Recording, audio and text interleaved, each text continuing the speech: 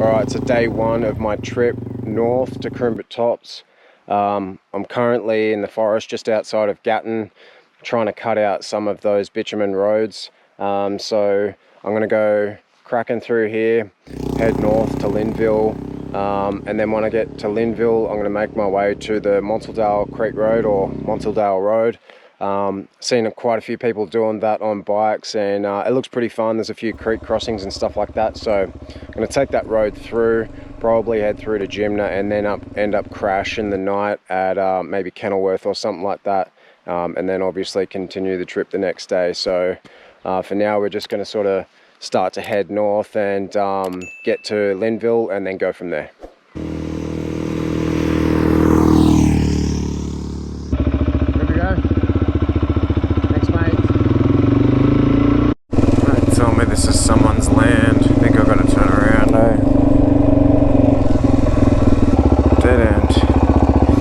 Google Maps. That's what I get for trusting you. Well, that little detour didn't work. Oh well.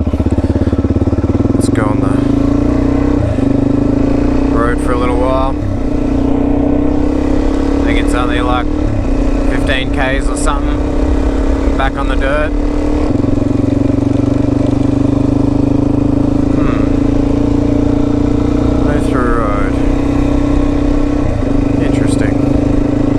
Alright, so finally made it to Montrose Creek Road, and I've just stopped to have a little bit of a feed and get some fluids in and stuff like that, and give the bike a bit of a rest. It's been going for like the last 7 hours, so just give it a little bit of a break and hopefully cool down a bit. I don't know if any of this is actually private property. There's gates and stuff on here, but I don't know what the deal is, so I might just end up getting GoPro footage. I probably won't, if it's private property. I don't particularly want to be dicking around on someone's land, setting up a tripod or anything like that. It's kind of a little bit rude. So I'll just sort of see how we go. I might just end up cruising through it pretty quick and make my way over to the other side near sort of Jimna way. Just gonna cruise around you, big girl.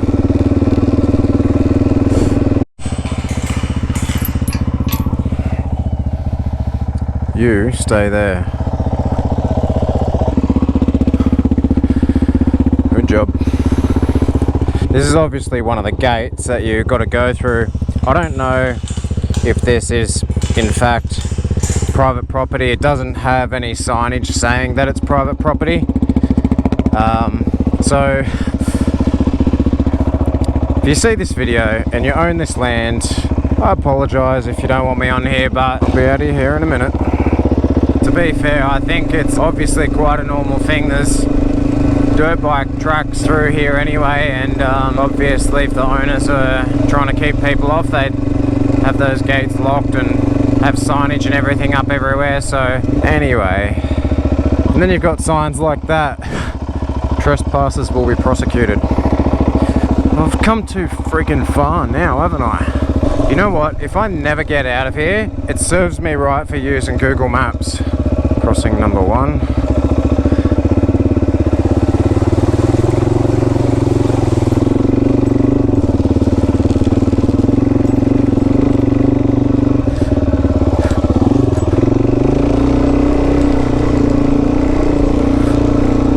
Fully given up on the maps, lost reception, and then Google Maps said that the road ended, and and that's that. So I'm just basically going by what I can see.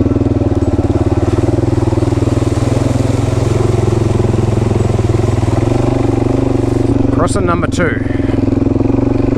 I don't know how many are actually through here, but I know for certain there's 2 of them.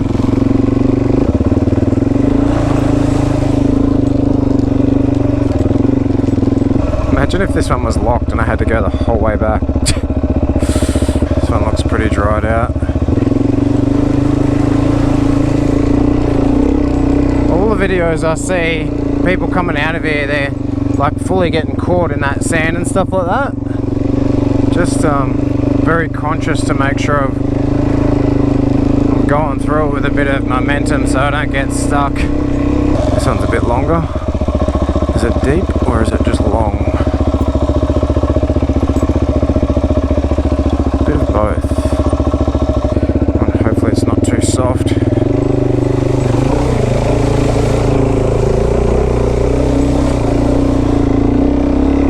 keep the momentum going.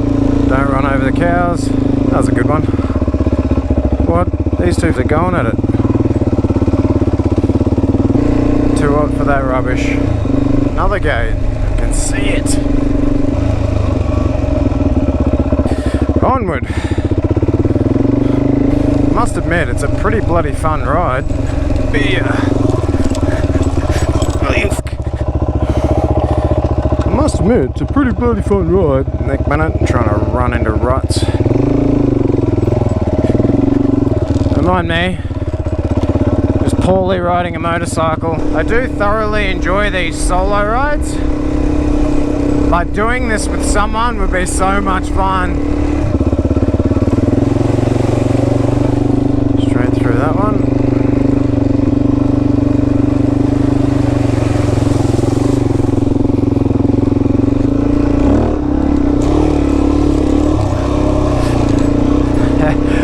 I wasn't paying attention. I was looking at this creepy old caravan up there and ran off the bloody road. Nothing screams I'm growing drugs more than an old caravan out in the middle of the bush. A gate. Imagine that.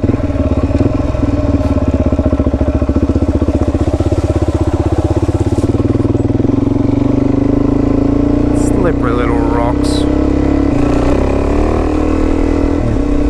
Love those little back road tracks that you can just take on the way to somewhere. Like, I could have just taken a straight run straight up to Kenilworth and stayed, but they look pretty cool. So, and you know what? It was cool, damn it. I'm telling ya.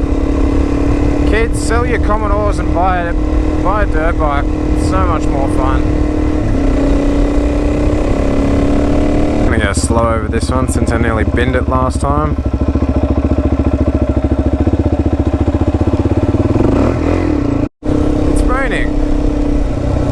They forecast some rain, but not much. More like sort of showers. Honestly didn't think they'd end up coming over, but wasn't I wrong? Oh well, just a little bit.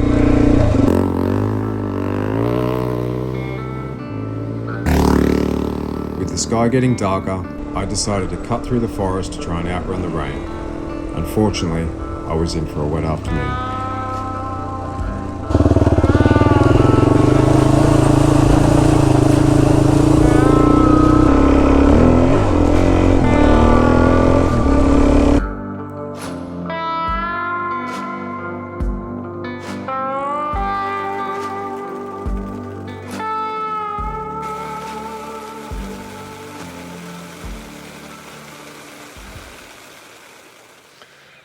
A little bit wet this morning. Rained all night last night, but stayed pretty dry in there with the waterproof tent. So I'm just going to start to pack everything up now and make my way north. It's supposed to be much better weather the further I get up there, so hopefully around Gympie Way it starts to clear up a little bit and I can outrun some of the bad weather. So get some stuff packed up and get out of here.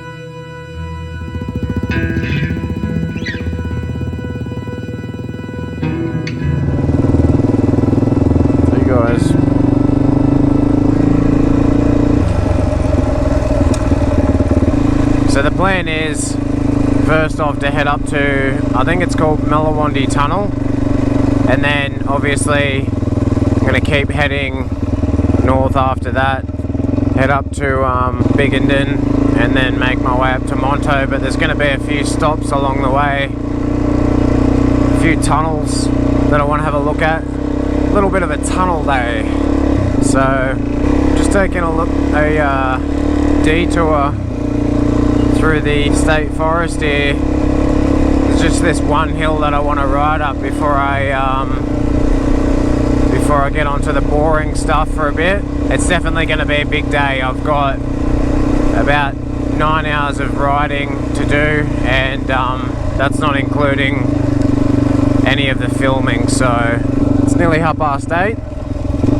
Hopefully I can get into camp by 6:30, 7 o'clock.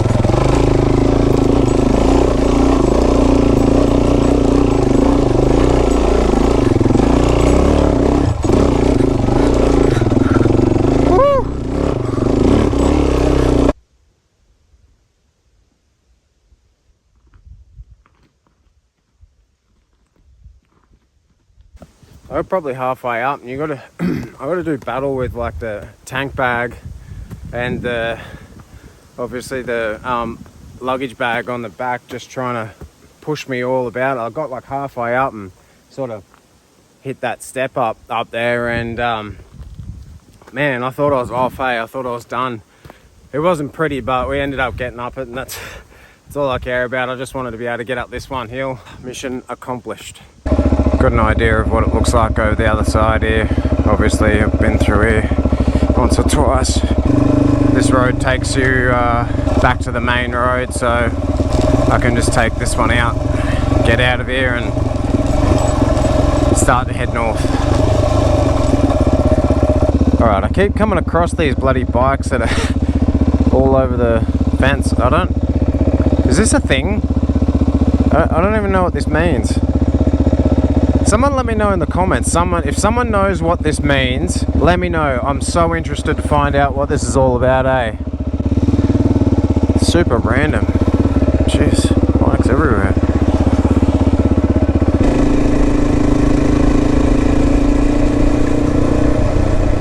Probably shouldn't be riding down here. Whoa. It's pretty overgrown, hey? Like, obviously you got to walk through there along the train tracks and stuff like that, but just a tunnel. Still pretty cool. Got to be honest, it's a little bit creepy. Just sort of got a real sort of weird, eerie feeling out here. One of the things I wanted to tick off my list, so there you go.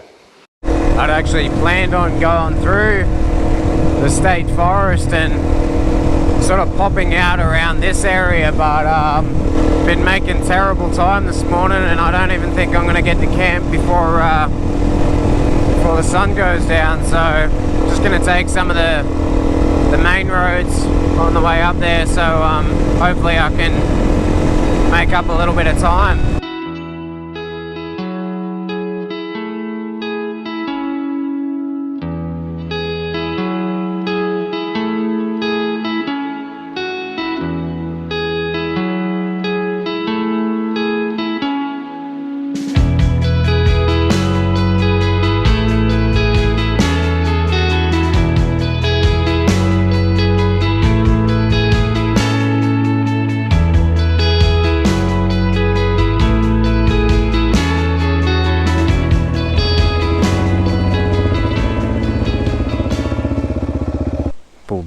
Tunnel, length 192 meters in rock, unlined and unsupported, 1883 to 1884.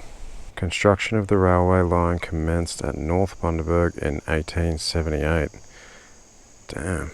This hole was made in 1883 using an Ingersoll drill. Wow. After years of lobbying, the railway line to Bundaberg, including this tunnel, was built by the Queensland government to service the booming copper mining town of Mount Perry. It opened in 1884 with public celebrations, but there was sadness when it closed in 1960. Wow, I wonder if that'll actually... What the shit? Alright, that's fantastic. But what else you got? What's that say? They arrived to see a pretty Oh, I gotta triumphal wait. arch. Bummer. Holy shit. There's bats in there, like heaps of bats. All I can hear is bats and just see them just like going round and round and round in there. Man, this thing's big. Can't come all this way and not ride through it. High beams on. Not that that does anything. I feel like I need to protect my neck.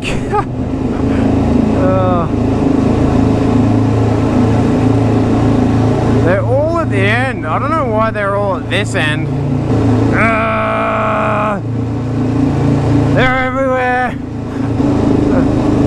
They actually sort of like fly away from you. It's kind of funny. That's different. See if you can see them a bit easier from this end.